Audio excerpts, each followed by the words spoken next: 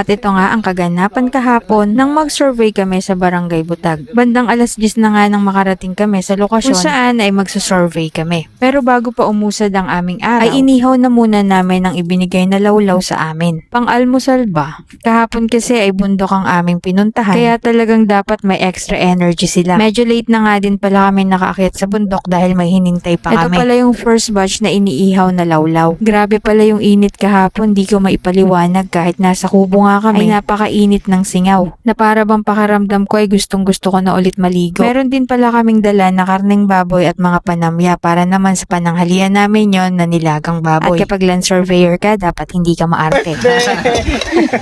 Load the candle. Diba napakagaling ng pagkakataka ng kanin? Parang cake lang ang datingan, kulang na lang ang kandila.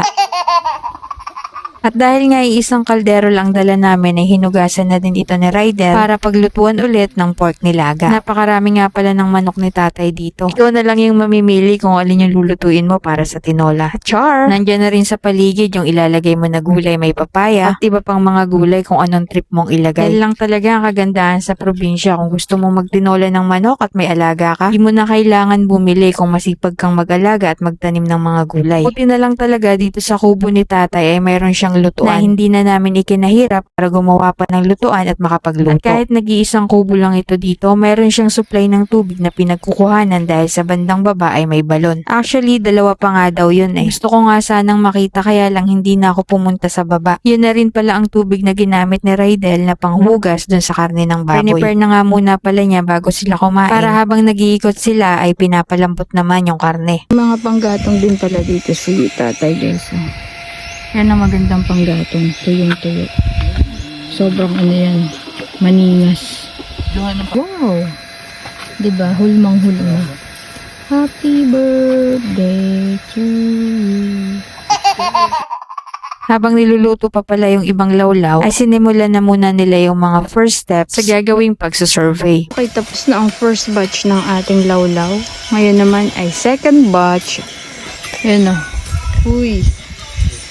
Kung sa bulan tinatapon yan sa amin dito ngayon, kinakain namin.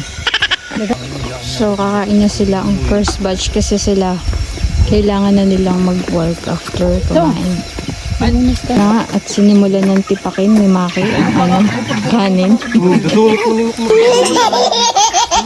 At bago nga matapos ang video na to ay nais ko lang pong magpasalamat sa lahat ng aming mga butihing kliyente na nagtitiwala at magtitiwala pa lamang. At para naman po sa lahat ng mga naghahanap ng land surveyor or maninilip ng lupa ay pwede nyo po kaming tawagan, i-PM or i-text sa mga numero na nakalagay sa aming page. At syempre pwede rin naman po kayong rumekta sa aming page kung kayo ay may mga katanungan at kailangan nyo ng agarang schedule. Active na active po ang aming Lagahino Vlogs na page at MGM Surveying and Mapping Services Bulan Branch. At uulitin ko po na kahit alin man sa dalawang page ay pwede kayong mag-PM kung gusto nyong magpa-schedule or mag-i-inquire kayo. At ayun nga, nakikain na rin pala si Ming dahil nainggit siya sa pagkain ng mga boys. Nang matapos na nga pala silang kumain at nakapagpababa na sila ng busog, ay nag-ikot na muna sila para makakuha ng iba pang references. At after nilang makaikot ng isang ikot ay eto, nag-prepare na si Rydel ng mga sangkap na ilalagay sa karning baboy. So paano po, hanggang sa muli. Sana masaya ang araw nyo at huwag kalimutang umiti, huwag kalimutang mag-like, share, comment, and follow. Bye!